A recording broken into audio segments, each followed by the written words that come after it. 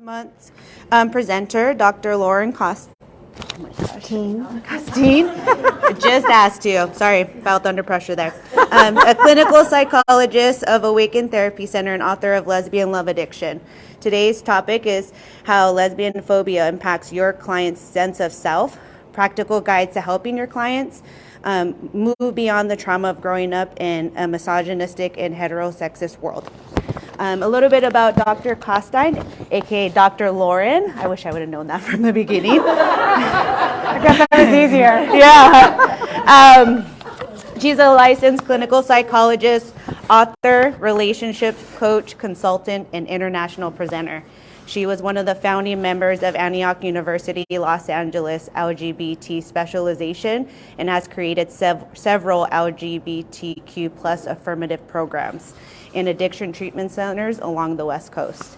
Her first book, Lesbian Love Addiction, Understanding the Urge to Merge and How to Heal When Things Go Wrong, is available on Amazon and Barnes & Nobles. Articles written by Dr. Lauren have been featured in numerous mental health magazines. In 2020, she and her wife, Vanessa, opened up Awaken Therapy Center, a holistic and LGBTQ plus affirmative psychotherapy center serving all of California. She is currently offering an online coaching course for lesbians looking to shift their dysfunctional relationship. Hi, everybody. How are you doing? So I always have to start this. I have no idea where to put my huge water glass. I always have to start this out by saying that I've been speaking now for 20 years and I'm always nervous. So my little green room over there was like me trying to regulate my central nervous system. But anyway, I'm really excited to be here and talk to you all. And there's so many new faces, so it's really great. I haven't been sort of networking and out there as much as I used to be, so it's nice to see so many of you here. Thanks for coming. So this is a very lesbian-centric talk. It's really stuff I've been working on for years and years and years. As we all know, the queer community is constantly evolving, changing. I'm doing my best to stay on top of it. And I also want to kind of get into kind of the risks. You know, some of this is theoretical, some of it's evidence-based. Wow, there's a lot of things there I could trip on. It's, you know, there's still a need for a lot of research around women who love women. And so a lot of it's just kind of my, working in the field for over 20 years. A lot of it's I'm like, you don't get your PhD if you're not like a research geek, So a lot of it's just deep dive research. But that said, there's limitations, there's biases, there's nothing perfect that I'll be presenting here today. And then I like to put in kind of who I am. So I identify, I'm cisgender, I'm white, I came from a middle class background with a lot of privilege, able-bodied. I did grow up in a Republican conservative home, and being a very sensitive, queer kid, that was not a great environment. And I also grew up, I was born in the 60s, so it was I'm not old, I don't consider myself old, but I am old enough to remember what it was like, what the 70s were like, what the 80s were like. And I came of age in the 80s, and that was the decade of backlash. And I don't know if you all know that, but after the 60s and the 70s and the huge progressive movements, the 80s came along, and there was this huge movement to push us way back into the 50s again. And that's when I'm coming online as a questioning, young woman. And the misogyny, the sexism, the homophobia that I personally experienced was so traumatizing. like so traumatizing. So a lot of that has informed and helped me want to do this work, you know, because I was like, it was so bad and it set me back in so many ways to really find my way in the world and be my true self. And it really fueled my addiction. You know, I mean, none of this work, obviously, was able to happen until I got sober at 33. And then it was kind of game on. And I channeled a lot of my energy from being a crazy alcoholic and partier to workaholism, and, you know, and that was good for a while. So, there you go, Generation X. And so, you know, this influences how I see things. There's no way I grew up in the East Coast, you know, my dad went to Harvard, like, you know, there's no way that I can't be influenced by this. I sometimes say that I'm like a recovering capitalist because, like, in my family, capitalism was my dad's religion. And so when I had to undo that, in a way, not that it's all bad, because I don't come from a place that anything's all bad, but I had to undo this training of, like, you know, if people don't have money, it's their fault, all this kind of really horrible stuff. So it's been a really interesting unpacking, unpeeling for years and years. So what is lesbianphobia? Kind of what my title said, which is it's when a woman who loves women, romantically, sexually, emotionally, grows up in a world that's misogynistic, sexist, homophobic, heterosexist, heteronormative, right? So, you know, in the sense of the affirmative perspective, we look at this as a double trauma, right? So it's like we have these two huge components, and obviously they're interconnected, right? Like misogyny, sexism, homophobia, heterosexism, the patriarchy, all super interconnected, you know. And if you take a deep dive into, like, you know, there's just a chicken and egg thing, but it's all there, you know.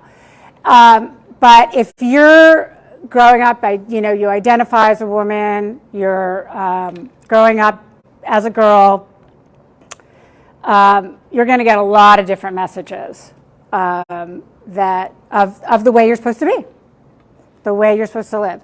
So that can get internalized, and this gets internalized. So, you know, I don't get so much into the brain here, but in my next book, I'm going to be getting a lot more into the brain as well. You know, they're doing a lot more research on our brain activity related to sexual activity, and it is starting to show up that, you know, the female brain is more fluid, sexually speaking, especially when they look at what turns us on, right? So there was some research done about what turns women on, and we can be turned on by, like, all kinds of different sexual activities, where men can be more compartmentalized, you know. And so, and maybe, you know, I'm speaking mostly from a cis perspective, but that's very interesting, right? So this plays into how women come out, what, you know, challenges we face in coming out, along with the societal pressures, which are very much about, you know, being straight, getting married, having children, and doing this for your family, your community, your culture, whatever it is. Adrienne Rich really talked about, she called it compulsory heterosexuality, and that it's placed on girls in a way that it's not placed on boys. And it's like just this expectation, and it's fed to you. And so a lot of what we're going to be kind of looking at here today is it's a nuanced perspective, which is harder in a sense, because if these sort of messages are very nuanced and kind of interwoven into just the daily vernacular and the way your family sees things, like, how are you going to even know you're internalizing this? How are you going to know that this is becoming a part of how you think, and it could be clashing completely with who you are, right? And you're going to find this clash going on.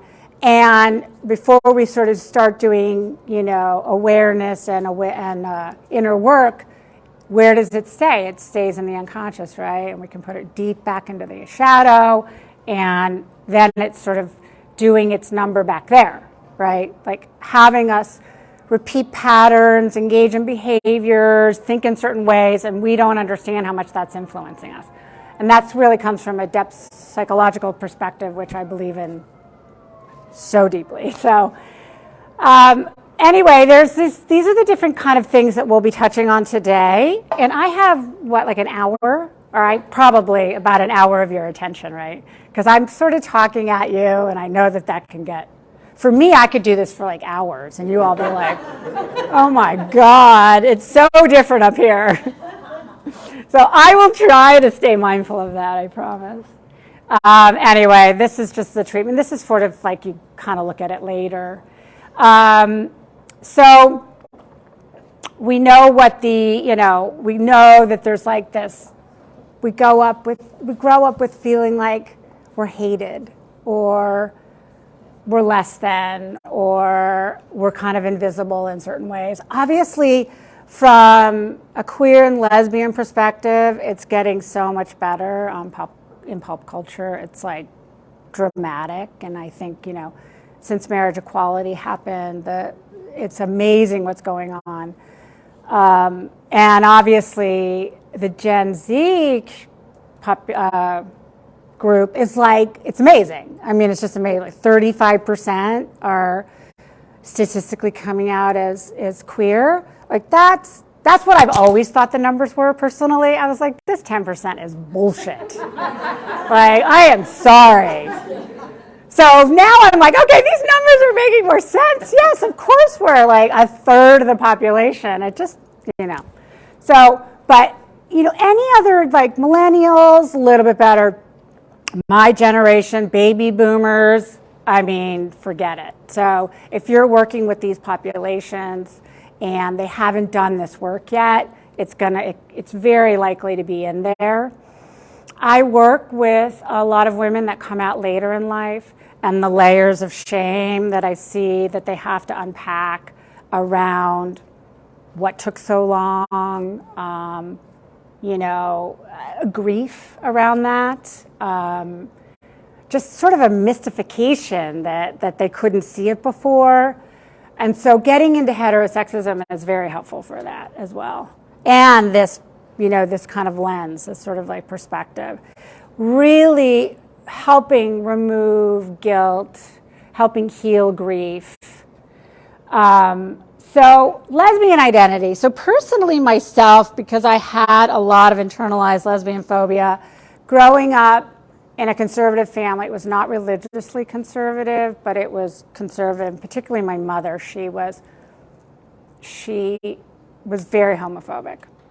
And so for me, I like the word lesbian was really difficult. The word queer was very difficult, just to hear it even. So my fight against embracing this identity was a big one for me.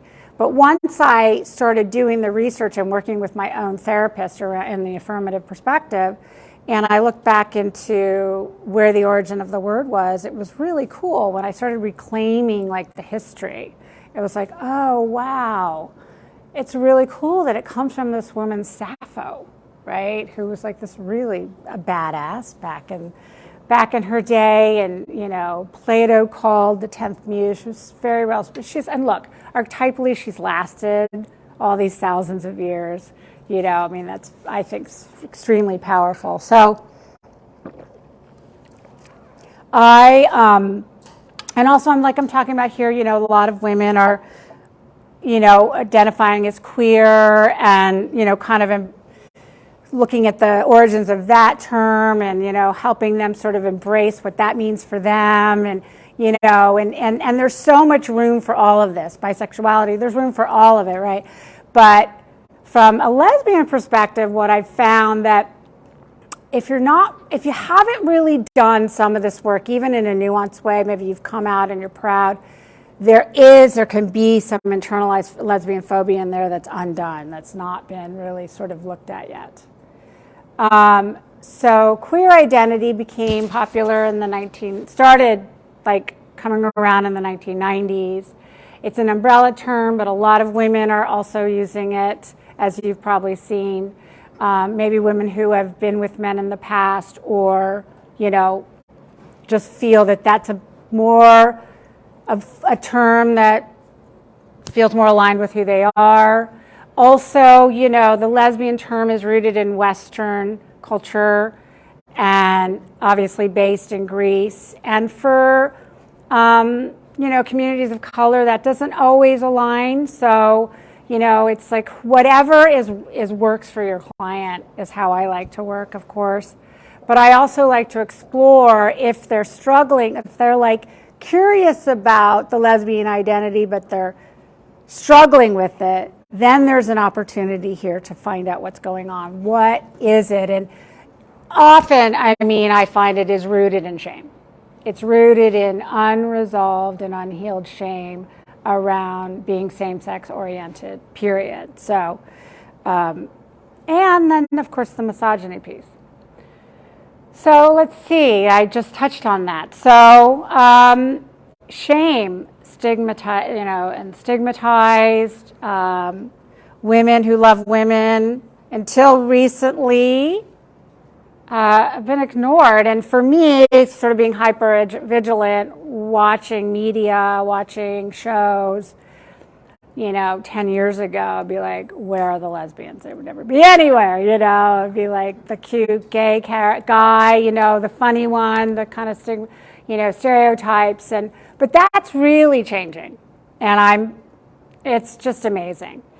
So I think that is very helpful for healing this as we start to see ourselves. One of the classes that I taught at Antioch when I was there was LGBT history and myth. And because of my dissertation, I took the class all the way back to like 3000 BC when the patriarchy started to take over. And the amazing contributions of LGBTQ folks in, civilizations around the world is just astounding. And so that class I found, because those of us that were running the program were teaching a bunch of the classes, but the students would always tell me it was the most empowering class, because by the time we finished kind of going over, centuries of what our community has done and how many incredible people there are, it was like they would just leave, beaming. And so that really helps undo these internalized messages as well. So I do see that pop culture is going to be helping with that, and already is. And obviously what's going on in social media with the young people, that's doing so much work around this as well, undoing this. But what I found, Nicole turned me on to Planet Sex really recently with Cara Duvigny, who I didn't really actually know that much about. Now, of course, I'm like, wow, she's so interesting. Anyway, very smart. And, she's, I don't know, what is she, 30-something? Something like that. And she's putting herself out there, and she is struggling so much with her identity. And she's also, wrestling with her gender identity too, and she does 2 episodes on it. The first one is about her sexual identity, and the third one is about her gender identity. And I was, first of all, blown away that she was putting this out there, because this is the kind of thing that I help clients wrestle with, or I see my students wrestle with, right? She's putting it out there. It's so important. And she's only 30-something, and she has deep internalized phobias and shame. And she's not yet figured out what her identity. She knows she's queer, but she hasn't quite figured out, And she's, looking. She showed the brain research in the show. I highly recommend it. But just watching her struggle with the shame. First, that's what I see. That's what I see so often, in the work that I do. And so that's why we need to do this. So if they come into your, if you're In treatment, you might see it if the safe space is created for this to be talked about. What I've found to really help clients feel that they can start talking about this is we have to let them know that we have created a space for them to talk about this.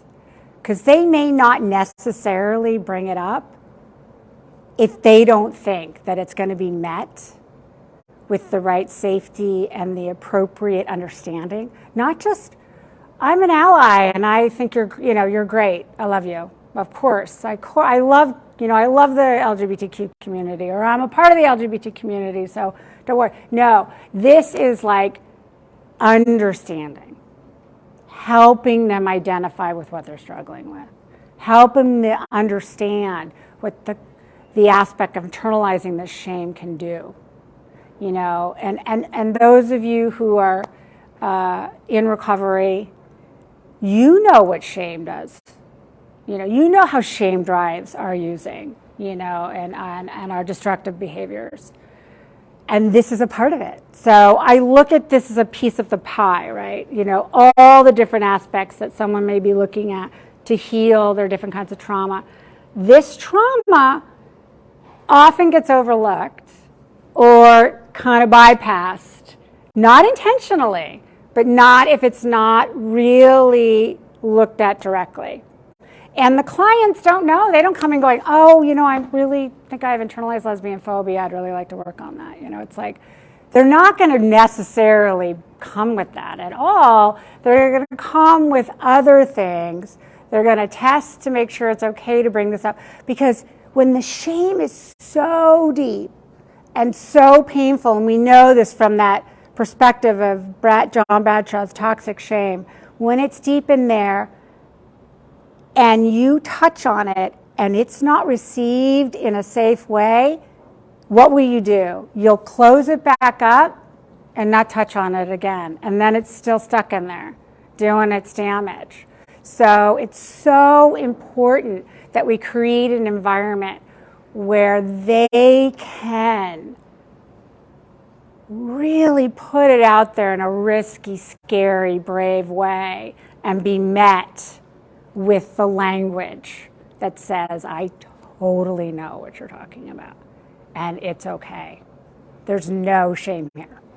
So that's really kind of the crux of it, honestly, is that internalized lesbian phobia from growing up in a misogynistic and sexist world, and homophobia and heterosexism, they internalize into this shame that just sits there, and that obviously can contribute to so many things. It affects one's sense of self. It affects one's living authentically. It drives addictive behaviors. Even if they get sober, it can drive other addictive behaviors. I turned out to be one of those addictive personality, it was like the what's that thing called? You hit it, the whack-a-mole. Hit one, okay, alcohol gone. Boom, boom, boom, boom, boom. Food and work and love and oh my God. The only one I don't have is gambling. So, literally that's like the only one. And I guess someone said to me, why is it, gambling, like risk taking? Well, okay, I'm kind of a risk taker. So anyway, so how is that, how is these feelings of not being good enough, not being worthy, not being lovable, having this sort of hidden shame, how is that also still creating this need to medicate in whatever way it is? Let me numb tonight. Let me numb out tonight. I had a hard day. So kind of the crux of it. I love to have PowerPoints, but I don't really follow them much, so let's see where we are. I kind of do it, so I have it, but then I just talk. All right, let's jump to, yes, so we already talked about this, and this is a fabulous article. It's old, obviously, but this article by Rich is amazing. And I don't know, I mean, because of this work I do, if I'm around families and then they've got little kids, I'll kind of watch to see what they're going to do. And they will do the hetero pairing really fast, right? Oh, look how cute. They're like boyfriend and girlfriend, right?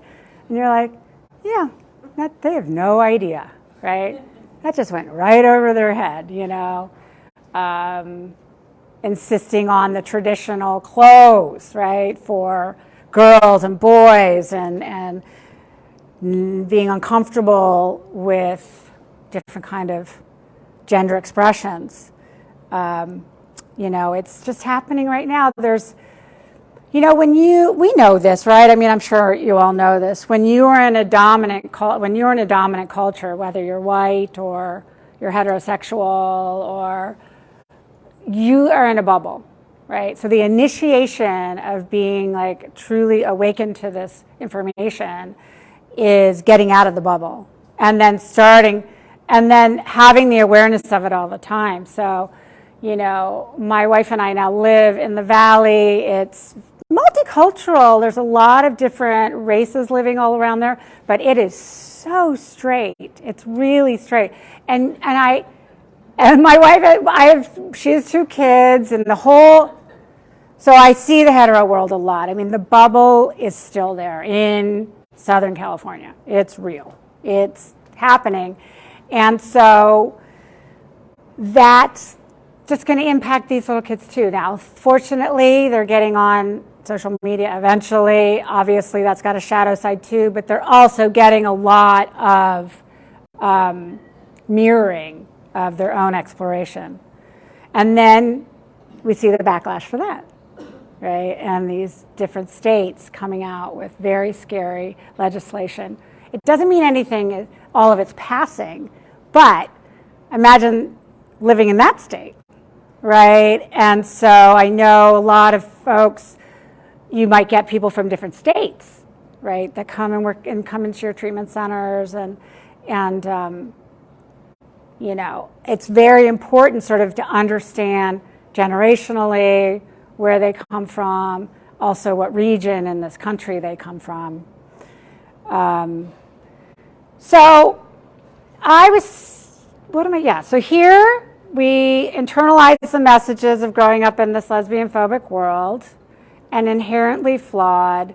And that this is really important because when you come out as a lesbian, there's a way that you can feel like you're betraying the patriarchy, heteronormativity, your mother, your father, your family system, and focusing all of your resources and everything, mostly, not all, of course, on women, other women, right? Pleasure, sexuality, family, community.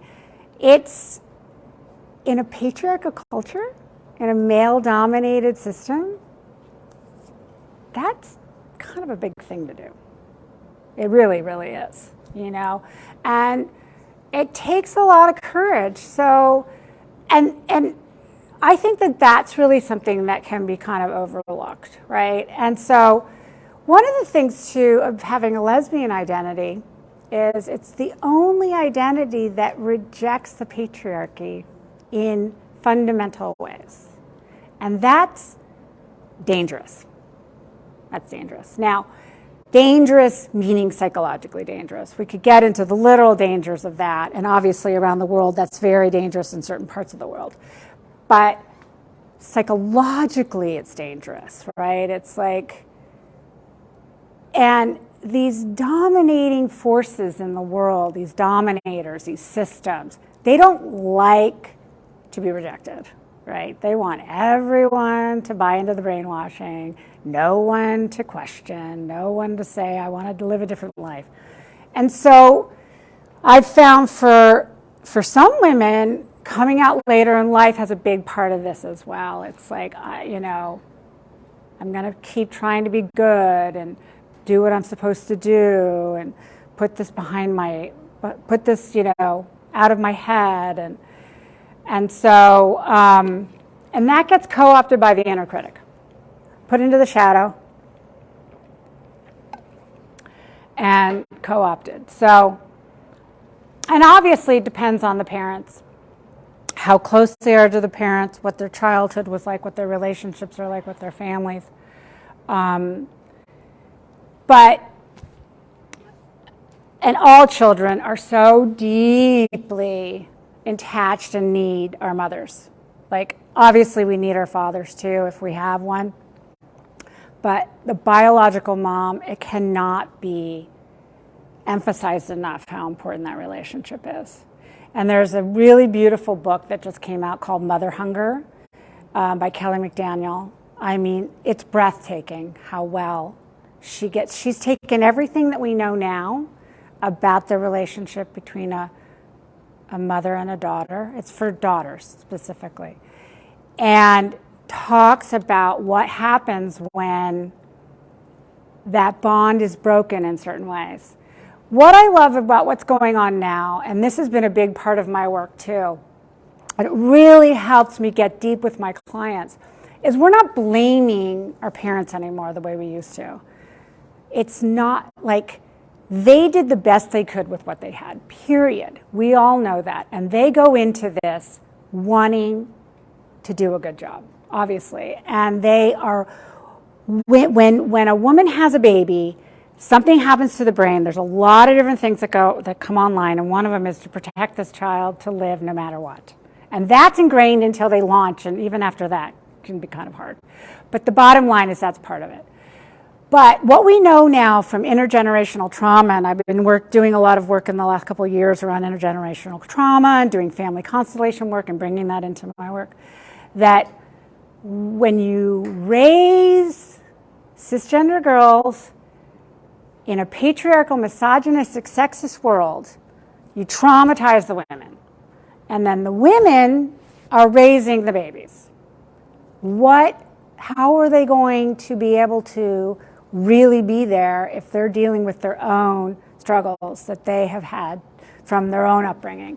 So we know that this is now so ancestral and it's passed down. And so if your client or your mom did not get the juice she needed, how is she going to give you the juice, right? So I really love that this has been a big part of the work now, because when I'm working with my clients, it's like, we're not here to blame your parents, and ultimately at the end of the day, you love them. But there are things that would have happened to you, subtle and not so subtle, that would have affected you and how you feel in the world, your emotional stability. And then how were they about same-sex love? How were they about the LGBT community? What messages did you get? And that gets really, really interconnected, right? Well before you may know your sexuality. I mean, so it doesn't mean that like a girl who's 5 and has no idea, who she's attracted to yet, but she's hearing these messages, of course. And then she's going to be dealing with the mom's own internalized misogyny, right? So what messages does the mom have, your mom, my mom, have around being a woman in this society, especially from older generations, right? And then what generation did her mom grow up in, and how did she feel about herself as a woman growing up, being a woman in the 50s, 60s, I mean, it's so helpful, and it's also mind-boggling to think about the damage and the layers, but it's really important. And so when I put it in this context of like intergenerational trauma and whatever happened to your mom, we know she loved you and did the best she could, but this is what she's coming with. There's going to be these limitations. There's going to be these different things that if she hasn't worked on it, she's projecting or she's dealing with. And that all really, really helps, bringing in the misogyny, bringing in the homophobia, heterosexism, all of it. So then the complexity of multiple identities comes in. And we've got this gender phobia piece, right? Which is as I said before, the ideal of what a woman should look like and dress, right? So traditional female clothing, traditional female expression. In our community, and I think it's one of the coolest parts of our community, is the array of gender expression. It's all over, and I think it's so amazing, and it's part of our specialness. And, there's different ways, there's different words of identifying, so I'm always sure to have all of this, not like that, but, the questions on my paperwork, just to bring the affirmative in right away. Ask them, their different ways of identifying, or how, what's their expression, everything. And so, also, tomboys are okay when they're little, and then they're all supposed to grow out of it. There's a lot of that. Disabilities, obviously, invisible disabilities. Obviously, racial identities. We can end up with a lot of different traumas here. And then gender identities. And that comes into, of course, the lesbian and queer community as well. So those are all really important factors to bring into the work. So this is just a little kind of piece, it can be low self-esteem. There's a self-esteem scale that you can have them fill out. Where's their confidence? How are they in their identity? Are they out and proud? Where are they? How is it showing up in their romantic relationships, body images, eating, relationship with food, depression, anxiety, addiction stuff? As I said before, full-blown or even just nuanced. And is there some sort of kind of emotional delays? Do you see them, partying later in their decades and having a hard time stopping? What's going on there? Just to be curious, right? Just like, is it impacted by this? Is this having an influence? So, let's see. Oh, yeah, of course. Coming out is very important. It's a big part of our story. Some people may be still in the middle of it. Some people may be way beyond it and don't really think about it a lot. Some people may need to talk about it with you still and really find it an important part of who they are. And then, of course, and I think I'm going to get that into it a little bit more in a minute. But if they came out later, do they have shame? Is it hard to talk about their story?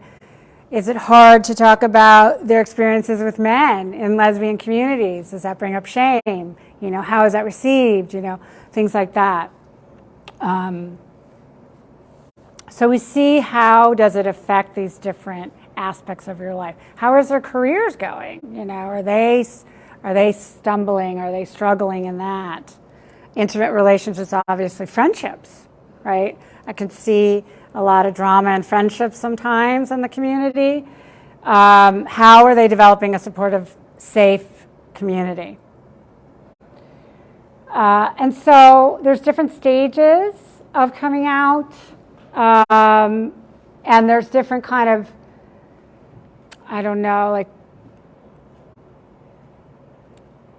attitudes around the different stages, I guess.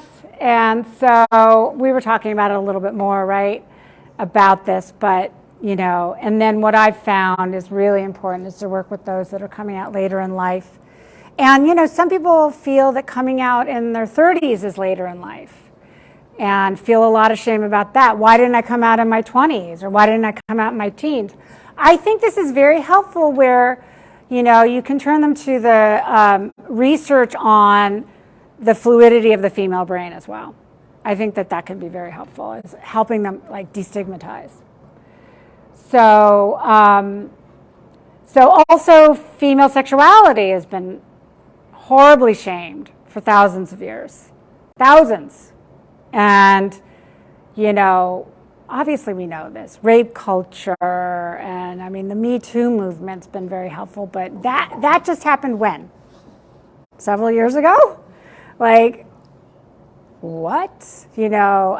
So much of has been hidden from us about women as objects and women not being human and so much violence against us. So, I mean, look, the reality is I don't walk around feeling safe all the time, certainly at night. That's just the reality, you know. I plan my life to be safe. And so I don't, now that I like to travel sometimes with on my own, but I travel in groups. I'm not the kind that's going to travel solo all by myself. Like I don't feel safe. I've also had trauma, like I've been attacked and I've had some bad things happen. So for me, that it just informs me. But that's just kind of, you know, that's the world we're dealing with, even with these movements of bringing about and ending misogyny and sexism, and there's like this reckoning happening. It's still a reality. So Cass's identity development model is very helpful too, I think, to share with clients or kind of look at where they may be. You can kind of familiarize yourself with it. It's very old in a sense, but it's very helpful, and it doesn't necessarily have to be linear because not much is. But I find her research really helpful, and especially if you're working with someone that's, you know, kind of coming out or wrestling with their identity. And also, if you're working with folks that kind of are stuck in pride in a way that they're still angry at the hetero community, like how can you get it to a place where there's a place of peace and sort of more peace for themselves, really. So it definitely affects, I see it in intimate relationships. I see all of this affecting intimate relationships. I wrote a whole book on the urge to merge. There's obviously, this cliche is there for a reason. And there's some of us that are more prone to this than others. This is very deeply attachment based. I'm not getting too much into that today, but if you're dealing with lesbians if you're working with lesbians and they're having a lot of, you know, intimate relationship stuff, attachment is essential. Really figuring out what their attachment style is, what partners' attachment styles, are they picking the same person over and over again, you know, but a different body? Are they more anxious and are they attracted to avoidance? Or are they a codependent and they're attracted to narcissists? Like, what pattern are you seeing? This is a very real thing. And this is also in the work I do and in the book, it's, you know, getting into healing internalized lesbianphobia is a very helpful piece of looking at this problem. Because what I found with lesbian love addiction is as it gets worse and worse and worse, it is so debilitating because you go from, you know, disastrous relationship after another, and it's very destructive internally. It's very harmful. There's a lot of recovery around it. There's a lot of trauma to recover from. It's hard to function sometimes. Sometimes the relationship can be the end of the relationship can be so devastating. You know, they can't really pick themselves up off the floor, you know. So it's a very real thing in our community. And also what I found too is dating, like there's just no idea how to date, right? So, and there is a lot of push to kind of go really quick because no one's watching and we can do whatever the hell we want, and, you know. And so, you know, really helping them figure out how to date in a slower way is helpful. Codependency, obviously, is that also connected to their family trauma, their childhood trauma, and then are they having codependent behaviors that are really affecting their life, who they pick, how they are in their job, how they are in friendships.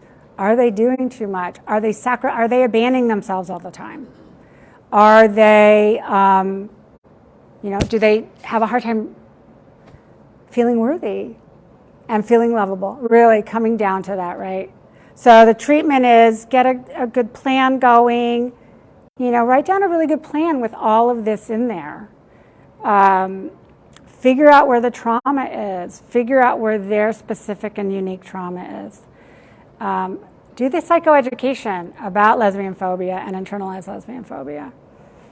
And a strength-based, figuring out their resilience, highlighting it, helping them know those resilient parts inside of themselves. Really important to know your own blind spots. I always, if a person of color ends up in my practice as my client, I always talk about it in the first session about how I'm white, and obviously, and that I can't, I do my best to them not educate me, to be as educated as I can, but I don't want to, but I may fail them, and please let them know that I'm as aware as I possibly can be. And so if you're a straight therapist, you need to do that with your LGBTQ client. First session, don't wait. Do it right away. Let them know you know, and let them know that you care, and let them know you're aware. And this is really important. So when I was first doing studying, God, how long have I been doing this? Almost 24 years? I don't know. Same long time. And, it was Freudian, very Jungian, and it was like, you don't tell them anything about yourself. And so do you come out? Do you not come out? God, people come to me because I'm out. I get the LGBTQ community because they know that they can work with me. I work with a lot of straight women too, and I work with gay men, and I've actually had some straight men in my practice too. So I work with them all, but initially when I was working with one of my straight male clients, I did not come out to him right away. And that was a tricky one. It was like, what do I do? Anyway, he ended up guessing eventually. Because I'm an activist and was kind of in the room sometimes. But then I was honest, right? But, now I'm so out, it's like, whatever, it really is. And that's a change. And, when I started, that's really a change. So, that's my last slide, everyone. I think. No. Okay, sorry. Okay, so paperwork I talked about. Assessing for all these things that we went over, know their generation. There's a lot of good information about the different generations these days. Figure out their, what's their coming out story. Ask them. We need to be, in this affirmative approach, we're active. We're active, and we don't make them come to us for everything, because one of the most pivotal things in our life is that we have to come out to ourselves, to our family, to our community, to the world, however, and that usually comes from within us. Now, the good news about that is it does create a sense of resilience. It's very powerful that I see in the community, period, because of this inner subjective relationship we need to develop with ourselves, to be able to figure these things out. But it's not like parents really know yet. Do they say something? Do they not say? If they suspected about their kid, there's still a lot of, it's scary to kind of touch that for a lot of parents. So when you're the therapist, be active. Be that parent that brings things up for them. Don't make them tell everything to you. And this is a really big attachment repair, right? We are really repairing attachment trauma when we are our clients, one of our clients' people, one of their persons, right? So I also do history, or recently, because I was so excited about this Planet Sex, I told so many of them, go see Planet Sex, let's talk about it. I was so. Grief, I was talking about that, coming out late, there can be a lot of grief, regret, shame, all of it. So I've kind of touched on a lot of this. I think you're really getting the idea. I've touched on the internal family systems. I do a lot of internal family systems work now with the parts and intergenerational, peace, EMDR, trauma, I've always done psychodynamic, always. Attachment repair, as we said. So, and this is a resilience model. So it's really at the end of the day. So the way I like to look at it is there's nature, who you come into the world, you meet your nurture, you meet the environment. These two create who we are. We have to deal with all these different kinds of traumas. But then there's this incredible resilience inside of all of us. And to keep helping them tap into that as well, along with doing the shadow trauma work. So I do all of that at the same time, and it's really quite a magical mix. There you go.